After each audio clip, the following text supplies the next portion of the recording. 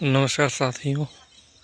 जिस प्रकार बारिश की बूंदें, छोटी छोटी बूंदें वर्षा का रूप लेती हैं नीचे गिरकर और बाद में एक विशाल नदी या समुद्र का रूप धारण करती हैं, उसी प्रकार हमारा जीवन भी है। हम अगर अपने जीवन में एक एक पल को संजोकर, एक एक पल के महत्व को समझकर छोटा छोटा प्रयास करें और एक दिन छोटे छोटे प्रयास करने से एक दिन हमें बड़े कार्य करने में सफलता हासिल होती है, महारत हासिल होती है। तो इस प्रकार अगर आप निश्चित रूप से प्रतिदिन पढ़ाई करते हैं, एक एक चैप्टर, एक एक शब्द, क्योंककि एक एक मीनिंग तैयार करने से महीने में 30 मीनिंग तैयार होगी और मीनिंग, और साल में 365। तो उसी प्रकार आप हर रोज़ किसी अपना एक लक्ष्य बनाएं, उस लक्ष्य को प्राप्त करने के लिए पढ़ें। निश्चित रूप से आप सफल होंगे और आपका अथक प्रयास आपको अपने जीवन में लक्ष्य पर पहुंचने में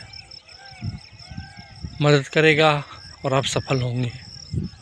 कहते हैं इस दुनिया में जितने भी महान व्यक्ति हुए हैं, चाहे आप स्वामी विवेकानंद जी को ले लें, चाहे कबीर साहब को लें, चाहे यीशु मसीह जी को लें, या मोहम्मद साहब को लें, पैगंबर मोहम्मद साहब, इसके अलावा बहुत से संत रहे, गुरु नानक, महात्मा बुद्ध को भी लें। जिन भी लोगों ने कष्ट दुख सहा, उन्होंने वास्तव में प्रेम बांटा, संसार में प्रेम दिया। यीशु मसीह को सूली पर चढ़ाया गया और यीशु मसीह ने सब लोगों को के बीच में जाकर ईश्वर के बारे में बताया और प्रेम बांटा। जिन्होंने उन्हें सूली पर चढ़ाया उन्होंने कुछ नहीं किया। तो हमें वास्तव में अगर समाज में देखा जाए, जो कष्ट सहता है वहीं प्रेम बांटता है, जिसके पास जो होता हो वो वहीं देता है। सुखी व्यक्ति सुख के बारे में बात करता है, सुख देता है, दुखी व्यक्ति दुख देता है। लेकिन अगर कोई व्यक्ति कष्ट सहा है, दुख सहा है, निश्चित रूप से एक दिन वह बहुत आगे जाएगा। अपने जीवन में जो उतार चढ़ाव दिखता है वहीं ऊंची बुलंदियों, ऊंची पहाड़ियों पर छूता है, बड़े लक्ष्य हासिल करता है और एक दिन संसार में अपने घर का सब कुछ, अपने माता पिता का नाम रोशन करता है। सुबह का दृश्य है और सूर्य आसमान में उगे हुए दिखाई दे रहे हैं। मैं भी घूमने निकला हूँ सुबह की सैर पे,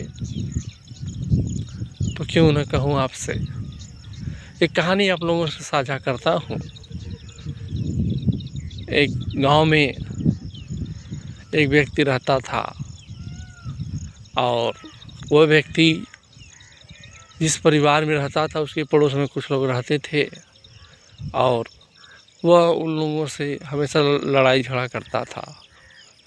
तो लड़ाई झगड़ा करते वक्त लोग उसे परेशान रहते थे और नाप शनाप उल्टा सीधा उनको बोलता रहता था। तो वहीं पर गांव में एक मंदिर था, उसके एक पुजारी थे। उसके पड़ोसी उन साधु के पास गए, पुजारी जी के पास गए और बोले, हे महात्मा, ये व्यक्ति फला व्यक्ति हम लोगों को रोज़ उल्टा सीधा नाप शनाप बकता है। तो उन्होंने उस व्यक्ति को बुलवाया और उससे कहा कि ऐसा करो तुम एक टोकरी लो और उसमें पेड़ की सूखी हुई पत्तियां भरो और उसको ले जाकर मंदिर से दूर वहाँ पर एक विशाल बरगद का वृक्ष था जहाँ पर तेज हवाएं चलती थी। वहाँ जाकर उस टोकरी को रख देना। तो वह व्यक्ति गया और उस टोकरी को वहाँ पर रख कर चला आया। फिर दूसरे दिन उस व्यक्ति को उस महात्मा ने बुलाया, महात्मा ने, और कहा कि जाओ तुम उस टोकरी, जो पेड़ पत्ते थे उसमें जो सूखे पेड़ की पत्तियाँ थे उनको उठा लाओ। तो वह व्यक्ति गया और टोकरी में से सारे सूखे पेड़ के पत्ते गायब थे। तो वह खाली टोकरी लेकर लौट आया और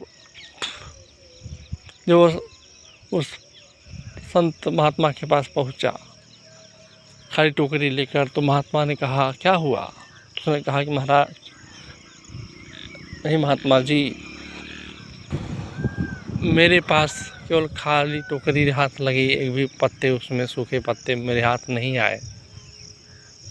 तो महात्मा जी ने उसको समझाया कि प्यारे, देखो इस संसार में हम जो भी कुछ बोलते हैं, जो भी कुछ कहते हैं, वह इस प्रकृति में चला जाता है और उसका रिएक्शन, उसकी प्रतिक्रिया, उसका परिणाम हमें झेलना पड़ता है। जिस प्रकार धनुष से छूटा हुआ बाण, बंदूक से निकली हुई गोली कभी वापस नहीं आती, और मुख से निकली हुई बोली, मुख से निकला हुआ शब्द कभी वापस नहीं लौटता है। बंदूक से निकली हुई गोली अगर किसी को घायल कर दे वो ठीक हो जाता है, लेकिन अगर किसी मुख से कटु शब्द निकल जाए, कटु बोली निकल जाए, तो वो गहरा घाव बना देती है, जो कभी भी हृदय में से निकलता नहीं, मिटता नहीं है। तो तुम अनाप शराब मत कहा करो, उल्टे सीधे शब्द, गाली गलौज पड़ोसियों के साथ में न किया करो। तो वह व्यक्ति महात्मा जी से क्षमा मांगता है और उसने यह प्रण लिया कि आज से मैं कोई भी अनाप शराब उल्टे सीधे शब्द नहीं बकूँगा। तो दोस्तों, कैसी लगी मेरी ये कहानी? अगर आपको ये कहानी प्रेरित करे, इंस्पायर करे, तो आप निश्चित रूप से सीखने का प्रयास करें और जीवन में हर दिन, हर रोज़ कुछ नया करने का प्रयास करें। तो मैं इन्हीं बातों के साथ अपनी वाणी को विराम देता हूँ, और सूरज हमें गर्मी दे रहे हैं। आप लोग भी सुबह नंगे पैर चलें और प्रकृति का आनंद लें। मैं भी निकला हूँ। अब मैं, देखिए सड़क के किनारे कितना प्यारा दृश्य है, बहुत ही सुंदर दृश्य है। सुबह सुबह का नज़ारा है। ये घर के बगल में पीपल का वृक्ष दिख रहा है। यहाँ मेरा पंप सेट है, और बस अपनी वाड़ी को विराम देता हूँ। चारों तरफ हरियाली ही हरियाली है। बारिश की वजह से गड्ढों में पानी भरे हुए हैं। इधर बबूल, देसी बबूल के पेड़ है, भट्ठा है, और देसी बबूल का पेड़। तो साथियों, मैं अपनी वाणी को विराम देता हूँ। धन्यवाद, नमस्कार, जय हिंद, वंदे मातरम, भारत माता की जय। Thank you.